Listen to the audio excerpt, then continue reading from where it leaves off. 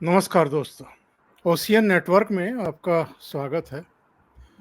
महाराष्ट्र के मुख्यमंत्री एकनाथ शिंदे उत्तर प्रदेश के दौरे पर हैं। उत्तर प्रदेश में भी भगवान राम की जन्मभूमि अयोध्या के दौरे पर हैं। लखनऊ पहुंचे, वहां पत्रकारों से बातचीत की, उसके बाद अयोध्या में हैं और वहां भगवान राम के रामलला के दर्शन भी कर रहे हैं। मीडिया से चर्चा भी कर रहे हैं, बातचीत भी कर रहे हैं। उनके निशाने पर वो तमाम दल हैं जो ये आलोचना करते थे अभी तक भारतीय जनता पार्टी नेतृत्व की कि मंदिर तो वहीं बनाएंगे लेकिन तारीख नहीं बताएंगे। तो एकनाथ शिंदे ने सीधे सीधे कह दिया है कि वर्तमान प्रधानमंत्री नरेंद्र मोदी ने तो तारीख बताई ही नहीं बल्कि सुनिश्चित कर दिया है कि जो भगवान राम के आस्थावान हैं, भक्त हैं, अपने आराध्य देव के दर्शन 2024 जनवरी में वो शुरू करेंगे। यानी अभी भी दर्शन कर सकते हैं लेकिन भव्य राम मंदिर में उनके दर्शन विधिवत कपाट खुलने के बाद जनवरी 2024 में वो लोग कर पाएंगे अब उनके भव्य रूप में। ये एकनाथ शिंदे के अयोध्या दौरे का मतलब क्या है, इसके क्या राजनीतिक मायने भी हैं, और जिस तरीके से उन्होंने बयान दिए हैं, और महाराष्ट्र में चूंकि बीएमसी के चुनाव भी होने वाले हैं, उसके बाद लोकसभा चुनाव में बहुत समय बचा नहीं है, विधानसभा चुनाव उसके तुरंत बाद होते हैं। कई तरह की चर्चाएं हैं कि कहीं ऐसा तो नहीं है बीएमसी लोकसभा और विधानसभा चुनाव एक साथ ही हों। उनमें क्या सच्चाई है वो भी पता चल जाएगा। लेकिन मेरे साथ जुड़ रहे हैं लखनऊ से वरिष्ठ पत्रकार वीरेंद्र नाथ भट्ट। उनसे समझने की कोशिश करते हैं एकनाथ शिंदे के अयोध्या दौरे पर भी और महाराष्ट्र की राजनीति पर भी। वीरेंद्र जी, बहुत स्वागत है आपका। नमस्कार वीरेंद्र जी, एकनाथ शिंदे के अयोध्या दौरे को आप कैसे देखते हैं? देखिए, चुनाव आयोग द्वारा जिस तरीके से शिवसेना का तीर कमान का सिंबल एकनाथ शिंदे गुट को मिल गया और शिवसेना जो जो मूल थी उसका नाम उद्धव ठाकरे बाला साहेब गुट हो गया, तो शिवसेना जो मूल थी अब उस पर दावा बनाए रखना उद्धव ठाकरे के लिए बड़ा मुश्किल हो गया है। यानी उसकी जो जो जो उसकी ओरिजिनल पहचान थी वही अब डिस्टर्ब हो गई और वही खंडित हो गई है। और एक नाथ शिंदे को किस मुख्यमंत्री बन गए, उनकी सरकार चल रही है और उनको जो है बाला साहब ठाकरे द्वारा बनाई गई शिवसेना का चुनाव चिन्ह मिल गया है। और उसके बाद शिवसेना में बाला साहब की विरासत पर दावा ठोकने का ये दूसरा मौका है जब एक नाथ शिंदे और वहां के मुख्यमंत्री भारतीय जनता पार्टी के नेता देवेंद्र फडणवीस अयोध्या आए हैं। आपने देखा होगा आज ही संजय राउत का बयान आया है कि साहब हमारे उद्धव ठाकरे साहब तो पहले ही हो आए हैं। तो ये बात शिव जो मूलभूत तत्व है जिससे शिवसेना जानी जाती है और बाला साहब ठाकरे का जो जो इस राम मंदिर आंदोलन में जो योगदान है, क्योंकि आपको याद होगा शायद 6 दिसंबर 1992 को बाबरी मस्जिद के डिमोलिशन केस में बाला साहब ठाकरे भी एक्यूज थे, उनका भी नाम था उसमें। तो इससे शिवसेना जो उद्धव ठाकरे गुट है आज उसको परेशानी हो रही है कि साहब ये जो गए हैं अयोध्या, इससे उनकी जो शिवसेना की जो हिंदुत्व की इमेज है उससे शिवसेना को बहुत मदद मिलेगी एक नाथ शिंदे को। और जिस तरीके से महाराष्ट्र में पिछले 2 महीनों से सावरकर को लेकर के जन जागरण यात्राएं निकल रही हैं, सांस्कृतिक यात्राएं निकल रही हैं और लव जिहाद के खिलाफ अभियान चल रहा है, उसको लेकर के सुप्रीम कोर्ट में याचिका भी दाखिल की गई है। तो कुल मिलाकर के जितनी सक्रियता के साथ एक नाथ शिंदे और बीजेपी की जो कोalition गवर्नमेंट है महाराष्ट्र की राजनीति में हिंदुत्व के आधार पर जो राजनीतिक गोलबंदी हो रही है, जो पॉलिटिकल मोबिलाइजेशन हो रहा है, उसमें उद्धव ठाकरे की पार्टी लगातार पिछड़ रही है।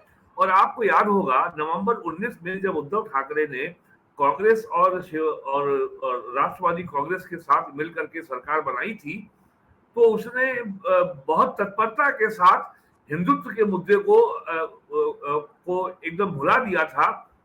और वो कांग्रेस के साथ बल्कि कम्युनिस्ट पार्टियों के साथ वो सेकुलर दिखने की होड़ में जुट गई थी। और उसने मराठी मानुस को भी भुला दिया, बस उनको केवल केवल सत्ता की चिंता थी। और वो भी बिल्कुल जो है समाजवादी पार्टी और राष्ट्रीय जनता दल और कांग्रेस के प्रवक्ताओं की भाषा बोलने लगे थे। वही गंगो जमन तहजीब और हिंदू शब्द से ही उनको जो है चिढ़ होने लगी थी। तो अब आज ये उद्धव ठाकरे को ये समझ में आ रहा है कि हमारी पार्टी गई, हमारी पार्टी की पहचान गई, हमारा चुनाव चिन्ह गया, झंडा गया, और अब हमारी राजनीतिक विरासत पे भी दावा ठोक दिया है एकनाथ शिंदे ने। और उन्होंने आज ही घोषणा की है कि वो अयोध्या की मट्टी लेके जाएंगे और अपने गृह जनपद में 111 फीट ऊंची बजरंग बली की मूर्ति को बनवाएंगे। ये सब उन्होंने घोषणा की है। और राजनीति में, इलेक्टोरल पॉलिटिक्स में सारा महत्व होता है मैसेजिंग का, संदेश क्या देते हैं। अब चूंकि उद्धव ठाकरे सत्ता के बाहर हैं, तो उनके लिए सिवाय भारतीय जनता पार्टी को, नरेंद्र मोदी को और देवेंद्र फडणवीस को और एकनाथ शिंदे को लगातार रोज आलोचना करना, उनको कोसते रहने के अलावा उनके पास कोई विकल्प बचा नहीं है। तो ये जो आज की यात्रा है एकनाथ शिंदे की अयोध्या में, ये महाराष्ट्र की राजनीति में जो जो कुछ घटनाक्रम उद्धव ठाकरे के सत्ता से हटने के बाद शुरू हुआ है, उसके लिहाज से ये बहुत महत्वपूर्ण है। और महाराष्ट्र की राजनीति इससे बहुत गर्म हो जाएगी, वो गर्म हो चुकी है। जब राज ठाकरे ने मोर्चा खोला था अपने भाई के खिलाफ, खास तौर से धर्म स्थलों पर लाउडी स्पीकर को लेकर के जब उन्होंने एक हाँ मुहिम शुरू की थी, जी। जिसके बाद इनकी कुर्सी हिलनी शुरू हो गई थी, तो आपको भी ध्यान होगा तब इन्होंने अपने बेटे आदित्य ठाकरे को अयोध्या भेजा था। ये घटना है 15 जून 2022 की। जी। एकनाथ शिंदे तब कैबिनेट मंत्री हुआ करते थे उद्धव ठाकरे सरकार में, और वो आदित्य ठाकरे के साथ आए थे। हम्म। और बाद में इन्होंने खुलासा किया था कि बहुत सारे शिवसेना के एमएलए और कुछ मंत्री भी उस समय अयोध्या आना चाहते थे, लेकिन उद्धव ठाकरे का मैसेज आ गया कि भले ही टिकट बुक हो गए हों, सब यहीं रुकें, केवल आदित्य ठाकरे जाएंगे। यानी जिसको कहते हैं कि डैमेज कंट्रोल करने की कोशिश उस समय उद्धव ठाकरे की तरफ से हुई थी, क्योंकि जैसा आपने बताया कि उनकी छवि एक सेकुलर नेता की बनती जा रही थी, और वो हम्म। कांग्रेस और एनसीपी की गोद में बैठे हुए थे मुख्यमंत्री पद के लिए। एकनाथ शिंदे का जो ये दौरा है, ये एक बड़ा प्रश्न चिन्ह लगाता है उद्धव ठाकरे की कुल राजनीति पर, और महाराष्ट्र की राजनीति में इसके क्या संदेश और संकेत जाने वाले हैं। देखिए 1992 में जब बाबरी मस्जिद का डेमोलिशन हुआ था, उसके पहले से 90 से ही शिवसेना राम मंदिर निर्माण आंदोलन में शामिल थी। तो आज 33 साल हो गए हैं। तो 33 सालों के पहले की बाला साहब ठाकरे की जो राजनीतिक विरासत थी, जो उनकी राजनीतिक पूंजी थी, उसको उद्धव ठाकरे ने मात्र एक 1.5 2 साल मुख्यमंत्री बने रहने के लिए उन्होंने गंवा दिया।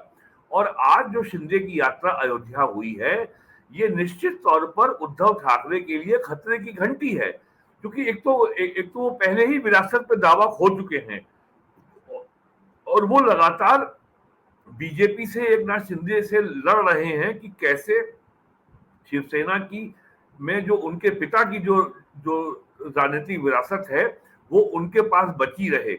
और आज जो एकनाथ शिंदे अयोध्या आए हैं, इसका बहुत बड़ा संदेश जाएगा, महाराष्ट्र के बाहर जाएगा। और जो इस समय अपोजिशन यूनिटी को लेकर के अभियान चल रहा है, शरद पवार मोर्चा संभाल रखे हैं, जिस तरीके से राहुल गांधी ने सावरकर के खिलाफ बयान दिया, शिवसेना ने इस पे बहुत कड़ी नाराजगी जताई। शरद पवार को दखल देना पड़ा। उन्होंने जो है दिल्ली में सोनिया गांधी से मिल करके कहा। सोनिया गांधी के विरोध के बावजूद उन्होंने सावरकर के बारे में एक पुस्तक से उनके हिंदुत्व के बारे में विचारों को पढ़ के सुनाया। आज रिपोर्ट भी किया है इंडियन एक्सप्रेस ने इस बात को। तो अब इस सबको देखते हुए शिवसेना के सामने ये समस्या आ गई है, वो सावरकर के लिए भी लड़ेगी, वो राहुल गांधी से भी लड़ेगी, वो कांग्रेस से भी लड़ेगी, एकनाथ शिंदे से भी लड़ेगी। लेकिन जो उसकी मूल राजनीतिक पहचान है, जो उसकी ओरिजिनल पॉलिटिकल आइडेंटिटी है, जो ओरिजिनल पॉलिटिकल कैपिटल है, उसको बचाए रखने में वो लगातार सत्ता से बाहर रहने के बाद से लगातार उद्धव ठाकरे लड़ रहे हैं। और आज की जो यात्रा है, हालांकि वो कल शाम को ही लखनऊ आ गए थे एकनाथ शिंदे साहब, तो ये जो यात्रा है ये उनके सामने नई चुनौती खड़ी करेगी उद्धव ठाकरे के लिए। और अब उद्धव ठाकरे को ये लग रहा है कि अब उनके लिए हिंदुत्व के एजेंडे पर वापस पहुंचना मुश्किल हो रहा है। मुझे तो ये भी लगता है कि आने वाले दिनों में शायद उद्धव ठाकरे भी अयोध्या आने के बारे में सोचें या प्रयास करें। वीरेंद्र जी, शरद पवार के इधर के बयान, उनके भतीजे और पूर्व उप मुख्यमंत्री अजित पवार के बयान। शरद पवार ने जिस तरीके से कहा कि गौतम अडानी को निशाना बनाना, संसद को रोकना, संसद के बाहर भी एक ऐसा माहौल क्रिएट करना, एक विदेशी कोई तथाकथित रिसर्च एजेंसी की किसी रिपोर्ट पर शायद उसके निशाने पर अडानी कम और भारतीय अर्थव्यवस्था और विकास दर अधिक थी, उसको डैमेज करने की कोशिश करना और उस पर राहुल गांधी और कांग्रेस के द्वारा राजनीति करना, विपक्षी दलों को इकट्ठा कर लेना और एक ऐसा माहौल क्रिएट करने की कोशिश करना कि जैसे गौतम अडानी, अगर गौतम अडानी बना है तो जैसे 2014 के बाद ही बना है और नरेंद्र मोदी की कृपा से ही बना है। शरद पवार का जो स्टैंड रहा है और उद्धव ठाकरे के बयान के बाद मोदी की डिग्री को लेकर के जो उन्होंने हाँ में हाँ मिलाई थी केजरीवाल एंड कंपनी की, उसके बाद अजित पवार का ये कहना कि क्या डिग्री की वजह से नरेंद्र मोदी जीते थे 2014 और 2019 में, उनके काम, उनके व्यक्तित्व पर उनको वोट पड़े थे और इस देश की जनता ने चुना था। ये डिग्री विग्री का बेवजह का विवाद जो है वो उनकी समझ से बाहर है। तो ये चाचा भतीजे ने कुछ अलग लाइन ले ली है क्या महाराष्ट्र की पॉलिटिक्स में और देश की पॉलिटिक्स में? सर, ये कोई आज की नई बात नहीं है। अजीत पवार और जो शरद पवार की बेटी है सुप्रिया सुले, उनके ऊपर उन दोनों के बीच में तो पार्टी के उत्तराधिकार को लेकर के कोल्ड वॉर की खबरें बहुत पुरानी हैं। लेकिन यहाँ मैं पहले शरद पवार की बात पे आना चाहता हूँ। शरद पवार ने ये अपने भाषण में साफ कहा कि नेहरू और इंदिरा गांधी के जमाने में जब हमको सरकार का विरोध करना होता था, तब हम इसको टाटा बिरला की सरकार बताते थे और हम सरकार पे सीधे हमला ना करके सरकार को बताते थे कि ये इन उद्योगपतियों की गुलाम है या इनके इशारों पे चल रही है। तो मूल हमारी जो उद्देश्य होती थी, जो हमारी मूल भावना होती थी, सरकार पे हमला। लेकिन सरकार पे हमला ना करके हम उद्योगपतियों पे हमला करते हैं। और उन्होंने साफ साफ शब्दों में कहा है कि मुकेश अंबानी हो या गौतम अडानी हो, इनका भारत के औद्योगिक विकास में, मैन्युफैक्चरिंग में, एनर्जी हो, पेट्रोलियम हो, गैस हो, इंफ्रास्ट्रक्चर हो, इसमें इनका बड़ा योगदान है। उन्होंने कहा इस बात को। तो और अब जो है और आपको याद होगा आज से 2 साल पहले 15 अगस्त को लाल किले की प्राचीर से प्राइम मिनिस्टर ने भी कहा था कि भारत के जो एंटरप्रेन्योर हैं, जो बड़े उद्योगपति हैं, बिजनेसमैन हैं, ये वेल्थ क्रिएटर हैं, हमें इनका सम्मान करना चाहिए और इस तरह की भाषा हमें नहीं बोलनी चाहिए। और तो एक तो ये बात करी बहुत साफ जो है गौतम अडानी के बारे में शरद पवार ने। और वैसे ये लोगों को मालूम ज्यादा नहीं है कि गौतम अडानी मूल रूप से पुराने शिष्य शरद पवार के ही हैं 90 के दशक के। और नरेंद्र मोदी से मिलवाने वाले गौतम अडानी को शरद पवार ही हैं। और ये कहना कि कोई उद्योगपति किसी नेता, किसी दल की जेब में बैठा है, ये इससे ज्यादा काल्पनिक कपोल कल्पना हो नहीं सकती। और भारत की जो राजनीतिक आर्थिक व्यवस्था है उसमें कोई भी बड़ी कंपनी, कोई भी बड़ा प्रोजेक्ट सरकार के सक्रिय सहयोग के बिना पूरा कर ही नहीं सकती। चाहे वो रेलवे का हो, चाहे वो माइनिंग का हो, चाहे वो थर्मल पावर प्लांट का हो, चाहे वो सीमेंट का हो। राजस्थान गवर्नमेंट ने 60,000 करोड़ का कॉन्ट्रैक्ट दिया है अडानी को, और वो वहां पे सोलर पावर प्लांट लग रहा है। अडानी पिछले 30 साल से काम कर रहे हैं मध्य प्रदेश में और छत्तीसगढ़ में। अडानी बहुत बड़ा पोर्ट बना रहे हैं केरल में, जहां पे सीपीएम की सरकार है। तो और अडानी ने 2006 में एफसीआई के साथ एग्रीमेंट किया था, जब मनमोहन सिंह प्राइम मिनिस्टर थे। और बहुत बड़ा ये एफसीआई का सिलो वाला वेयर हाउसिंग प्रोजेक्ट पे उसकी कंपनियां काम कर रही हैं। और जो शरद पवार ने कहा है, जो उनके भतीजा अजीत पवार ने, कि प्राइम मिनिस्टर मोदी को टारगेट ना किया जाए, तो और जो उन्होंने केजरीवाल का हवाला लिया, इससे केवल एक बात ये समझ में आती है, जो तमाम पॉलिटिकल साइंटिस्ट और पॉलिटिकल पंडित कह रहे हैं, कि अपोजिशन में एकता की बात तो बहुत बात की बात है। नरेंद्र मोदी के 2014 में प्राइम मिनिस्टर बनने से पहले ही भारत का विपक्ष संकटग्रस्त है। और भारत के विपक्ष में स्पष्ट 3 धाराएं हैं। पहली है कांग्रेस, दूसरी है जाति पे आधारित मंडल वाली पार्टियां, समाजवादी पार्टी यूपी में, बहुजन समाज पार्टी, और बिहार में जनता दल और जेडीयू, और तीसरी है लेफ्ट। और तो ये सारी पार्टियां संकटग्रस्त हैं। कांग्रेस जो है संकटग्रस्त बहुत जमाने से है, और ना उनके पास कोई ना कोई नया विचार है, ना कोई नया आइडिया है। और ये भी स्पष्ट है कि 2014 की तुलना में 2019 में विपक्ष बीजेपी के खिलाफ कहीं ज्यादा संगठित था, ज्यादा यूनाइटेड था। उत्तर प्रदेश में समाजवादी पार्टी, बहुजन समाज पार्टी, राष्ट्रीय लोकदल का गठबंधन था, फिर भी उनको 80 में 15 सीटें मिली। तो ये कहना कि अपोजिशन यूनिटी हो जाएगी 2024 में, तो कोई बड़ा चमत्कार हो जाएगा, ऐसा कुछ नहीं होने वाला है। अपोजिशन एकता की बात तो बहुत बाद में होगी। पहले जो उनका क्राइसिस है, जो संकट है, नए विचार का, नए आइडिया का, नए नैरेटिव का, किस आधार पर, किस मुद्दे पर आप लड़ेंगे।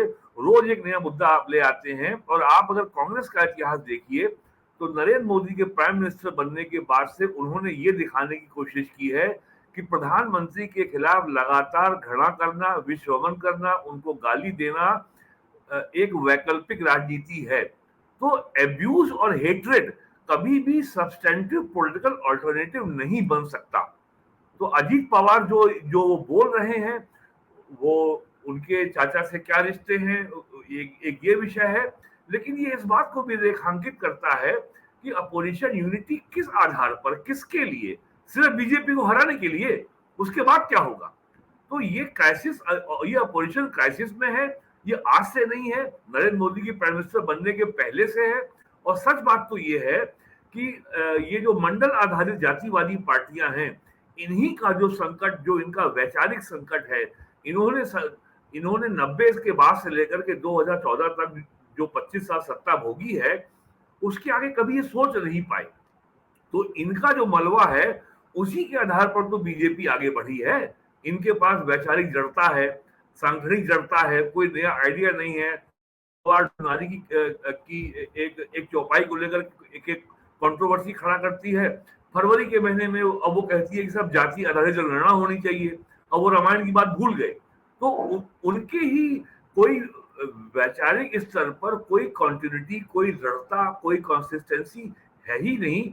और ये संकट महाराष्ट्र में हो चाहे यूपी में हो, वो बराबर है। बल्कि जो लिंग्विस्टिक और एथनिक आधार पर जो पार्टियां हैं, जैसे तमिलनाडु में डीएमके, या उड़ीसा में बीजू जनता दल, या बंगाल की तृणमूल कांग्रेस, ये ज्यादा बेहतर स्थिति में है अपने अपने राज्यों में बीजेपी से लड़ने में। और समाजवादी पार्टी, बहुजन समाज पार्टी की बजाय, या महाराष्ट्र में जो 3 पार्टियों का जो गठबंधन है, महाविकास आघाड़ी, कांग्रेस, एनसीपी और शिवसेना, तो ये कुल मिलाकर के ये इस तरह की बयानबाजी केवल जो संकट है अपोजिशन का, ये उसी को दिखाता है। क्या शरद पवार ने राहुल गांधी और कांग्रेस की जो मुहिम थी, बड़ी सोची समझी मुहिम थी, क्योंकि इनकी भारत जोड़ो तोड़ो यात्रा को देखिए, उसमें राहुल गांधी 5 महीने तक लगातार फोकस में रहे, कैमरों की जद में रहे। इसके बाद वो हिंडनबर्ग की तथाकथित रिपोर्ट, जॉर्ज सोरोस का बयान, बीबीसी की 2 किस्तों में डॉक्यूमेंट्री गुजरात पर, पार्लियामेंट सेशन का पूरा विरोध, उसको नहीं चलने देना, ये सब कांग्रेस कर रही थी और बाकी क्षेत्रीय दल उसके पीछे लग गए थे। लेकिन क्या अब क्षेत्रीय दलों को, खास तौर से ममता बनर्जी हो, नीतीश कुमार हो, केजरीवाल हो, शरद पवार हो, केसीआर हो, इनको कहीं ना कहीं इस बात का एहसास हुआ कि क्या कर रहे हो, कांग्रेस के पीछे क्यों खड़े हो गए हो जाकर के? और इसलिए अब कांग्रेस की उस मुहिम की हवा निकालने का क्रम शुरू हुआ है, जिसकी शुरुआत शरद पवार ने कर दी है।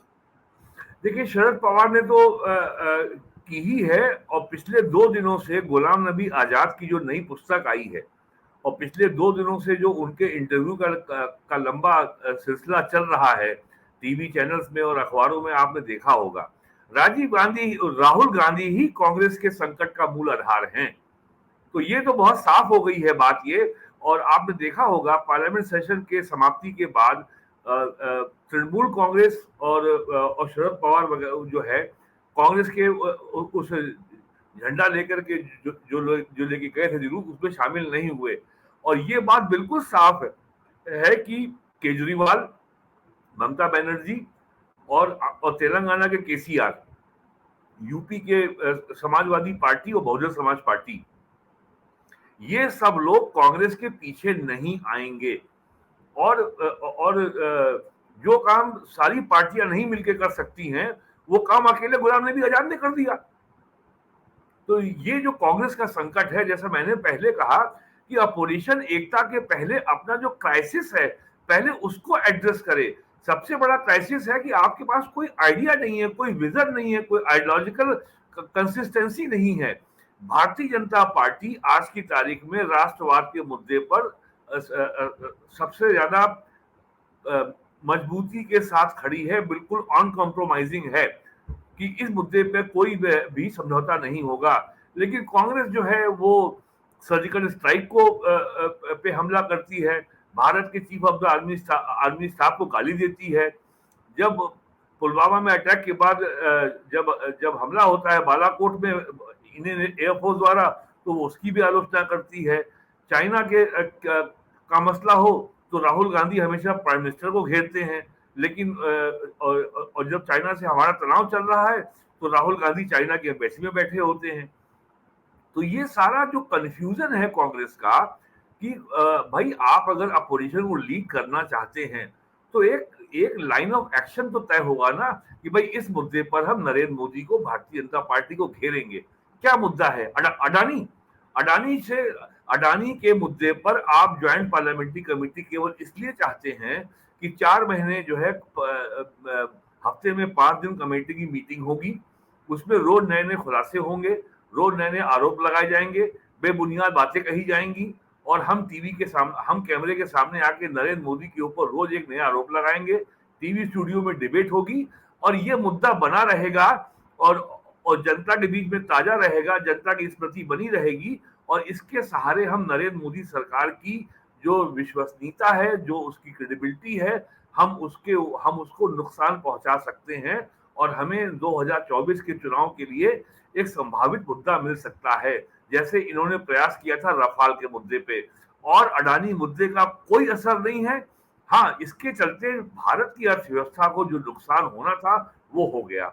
अडानी ग्रुप गुजरात में मुंद्रा पोर्ट पे 35,000 करोड़ रुपए का पेट्रोकेमिकल प्रोजेक्ट लगाने जा रहा था, उसको उन्होंने रद्द कर दिया। और इसी तरीके के तमाम बड़े इंडस्ट्रियल हाउसेज ने ये जो अविश्वास का जो माहौल बनाया है कांग्रेस की इस कैंपेन से, आज बड़े बड़े bank, financial institution, international lenders अब इंडिया में उन्होंने अपने सारे मामले रोक दिए हैं, जिसको कहते हैं they have put on hold, कि भैया अभी इंडिया में बहुत जो है बवाल चल रहा है, बहुत विवाद है, अभी इंडिया में कोई नया इन्वेस्टमेंट नहीं करना है।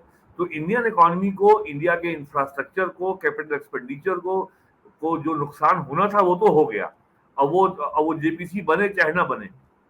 तो तो ये केवल जो है, ये सारी उठापटक, ये सारी बेचैनी, सारी परेशानी केवल इस मुद्दे को लेकर के है कि 2024 में मुद्दा क्या होगा विपक्ष के पास नरेंद्र मोदी गवर्नमेंट के खिलाफ। ये सारा संकट है, बस, और कुछ नहीं इसके अलावा।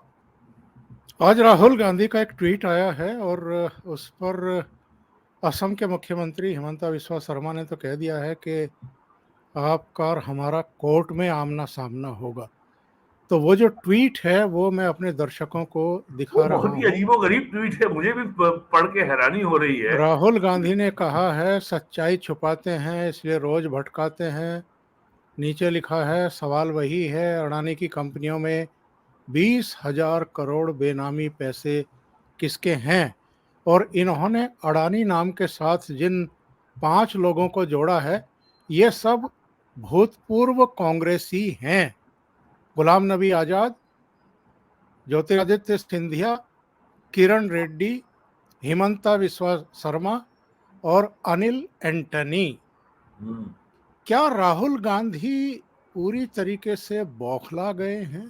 उनकी समझ में नहीं आ रहा है कि उन पर अगर गुलाम नबी आजाद तथ्यों के साथ हमला कर रहे हैं, हिमंता बिस्वा शर्मा अगर आज चीफ मिनिस्टर बने हैं तो वो भी, उसका ठीकरा भी इनके सिर पर ही फोड़ा जा रहा है।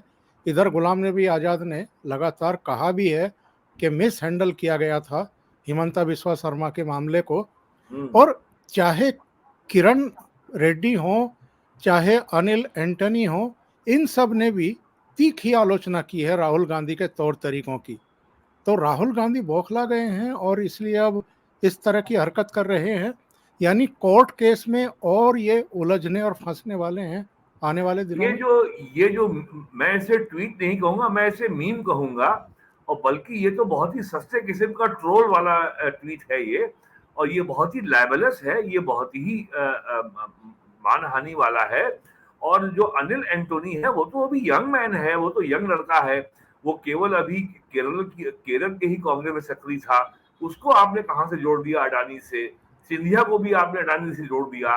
तो इट इज हाईली लाइबलस, मतलब ये ये बहुत डिफेमेटरी है, मानहानि का केस बनता है ये। और जैसा कि आपने देखा कि सूरत की कोर्ट से कन्विक्शन होने के बाद कांग्रेस को 7 दिन लग गया उसको चैलेंज करने में। और तब तक यही विचार चल रहा था कि साहब हम जेल जाएंगे, अब देखते क्या होगा। और हम इस पे जो है हम जो है शहीद बनेंगे, मार्टियर बनेंगे। और नरेंद्र मोदी के खिलाफ हम एक मुद्दा मिलेगा हमको। तो मेरा क्या, और ये जो ट्वीट आपने अभी दिखाया है, इससे साफ लग रहा है कि वो लड़ाई का दायरा फैलाना चाहते हैं। और जितने लोग कांग्रेस से बाहर गए हैं उन सबको वो ये बताना चाहते हैं कि देखो ये सारा काम ये सारे लोगों ने पार्टी अडानी के इशारे पे छोड़ी। तो ये जो है केवल फिर से एक शहीद बनने का की दिशा में एक कदम है। और निश्चित तौर पे इस पे मुकदमा होगा। और ये बहुत डिफेमेटरी है। और इसमें भी क्रिमिनल डिफेमेशन होगा और डैमेजेस क्लेम इसमें मांगी जाएंगी। तो ये ट्वीट जो है केवल उसी दिशा में कदम है। और फिर वही बात आ जाती है कि 2024 के लिए मुद्दा चाहिए जो नहीं मिल रहा है। ये सब इसीलिए हो रहा है, ये उसका और कोई उद्देश्य नहीं है। क्या आपको लगता नहीं है कि वो बार बार इस बात का संकेत कांग्रेस की लीडरशिप को भी दे रहे हैं, अपनी मम्मी को भी दे रहे हैं, विपक्ष को भी दे रहे हैं, देश को भी दे रहे हैं कि वो देश का नेतृत्व करने के लायक हैं ही नहीं? सर देखिए, गुलाम नबी आजाद ने एक बात बहुत साफ कही अपने इंटरव्यू में कि राहुल गांधी किसी भी मामले में पार्टी लीडरशिप के साथ कभी कोई कंसल्टेशन की प्रोसेस रखते ही नहीं। वो मनमाने तरीके से काम करते हैं। और ये जो ट्वीट आया है जिसका आपने भी दिखाया, ये भी उसी का एक ताजा परिणाम है। कांग्रेस एक राष्ट्रीय पार्टी है। राष्ट्रीय पार्टियों में कलेक्टिव लीडरशिप का कॉन्सेप्ट होता है। और चाहे मीडिया में कितना कहा जाए कि नरेंद्र मोदी तानाशाह हैं, सब फैसले वही करते हैं और केवल 2 लोग पार्टी चला रहे हैं, नरेंद्र मोदी, अमित शाह, इससे ज्यादा झूठ कुछ हो ही नहीं सकता। एक राष्ट्रीय पार्टी इस तरीके से चल ही नहीं सकती। ये संभव ही नहीं है कि तमिलनाडु की जो बीजेपी की इकाई है, जो उड़ीसा की बीजेपी यूनिट है, जो बंगाल की यूनिट है, जो कर्नाटक की यूनिट है, जो झारखंड की यूनिट है, वो सबके फैसले दिल्ली में होंगे, ये संभव ही नहीं है। तो राहुल गांधी ने अपने इस ट्वीट के जरिए फिर ये डेमोन्स्ट्रेट किया है कि बस जो कोई की पार्टी में जो कंफ्यूजन है वो अपने टॉप लेवल पे है। सोनिया कहने को ये खड़गे साहब जो हैं पार्टी अध्यक्ष बन गए हों, लेकिन हु कंट्रोल्स द पार्टी, वो है राहुल गांधी। सारे सारे क्रिटिकल और क्रूशियल फैसले कौन करता है, वो है राहुल गांधी। ये बात बहुत साफ हो गई है और इससे आने वाले दिनों में आप देखेंगे, इससे कांग्रेस के अंदर पॉलिटिकल लेवल पे कंफ्यूजन बढ़ेगा, लीडरशिप के ऊपर कंफ्यूजन बढ़ेगा। कांग्रेस को ये सब करने के बजाय, राहुल गांधी को इस तरह के ट्वीट करने के बजाय बहुत ही सक्रिय स्तर पर सारी अपोजिशन पार्टियों से बातचीत करनी चाहिए कि भाई कर्नाटक में क्या करना है, अक्टूबर में चुनाव राजस्थान में क्या करना है, मध्य प्रदेश में क्या करना है, छत्तीसगढ़ में क्या करना है, अगले साल जो है लोकसभा चुनाव है। उस प्रोसेस पे इस समय कांग्रेस को, राहुल गांधी को जो असली अध्यक्ष हैं, उनको सारी अपनी ऊर्जा केंद्रित करनी चाहिए। उसकी बजाय वो इस तरीके के डिफेमेटरी ट्वीट कर रहे हैं। It is really very disgusting और ये गुलाम नबी आजाद की बातों को बिल्कुल सत्यता को प्रमाणित करता है कि किस तरीके से कांग्रेस पार्टी का संचालन आजकल हो रहा है। राहुल गांधी ने अपने ट्विटर हैंडल पर जो अपना ट्वीट पिन कर रखा है 24 मार्च का, वो लिखते हैं, मैं भारत की आवाज के लिए लड़ रहा हूं, मैं हर कीमत चुकाने को तैयार हूं। पता नहीं इनको सलाह कौन दे रहा है, इनके सलाहकार कौन है। चौधरी वीरेंद्र जी, साहब, दुनिया की 30% आबादी लोकतांत्रिक व्यवस्था में रहती है और इस 30% में 14% हिस्सा भारत का है। तो राहुल गांधी कम से कम ये खुलासा तो करें, वो कौन सी आवाज के लिए लड़ रहे हैं, किसकी आवाज दबाई जा रही है, कहां पे हो रहा है, कहां पे कुठाराघात हो रहा है, किसको क्या समस्या हो गई है। कांग्रेस लगातार गालियां दे रही है प्राइम मिनिस्टर को। पवन खेड़ा का गाली देने का किस्सा अभी पिछले महीने का है। तो कहां आवाज दबाई जा रही, समस्या क्या है। और ये आपको मालूम है, सबको मालूम है कि राहुल गांधी के इस तरह के ट्वीट्स का, इस तरह की बातों का जनता में कहीं कोई रेजोनेंस नहीं होता। और ये केवल प्रेस कॉन्फ्रेंस करके, बयान दे करके और सोशल मीडिया के जरिए भारतीय जनता पार्टी से लड़ाई नहीं लड़ी जा सकती। ग्राउंड लेवल पे जब तक उतर के आप गोलबंदी नहीं करेंगे, अरे आप लोगों को बताइए तो कौन सी ऐसी भारत की आवाज है जो दबा दी गई है, जिसको आप जिंदा रखना चाहते हैं। तो ये जो है, ये जो कहते हैं ना, एक कहावत है, रिबेल विदाउट ए कॉज। ये एंग्री यंग मैन वाला जो एक जमाने में जो दिया गया था शीर्षक अमिताभ बच्चन को 70 के दशक में, कुछ वही भूमिका राहुल गांधी की है, जिसका जनता में कहीं कोई असर नहीं है, कोई रेजोनेंस नहीं। बहुत बहुत धन्यवाद वीरेंद्र जी, जुड़ने के लिए और इतना समय निकालने के लिए ओशियन नेटवर्क के लिए। Thank you so much. नमस्कार।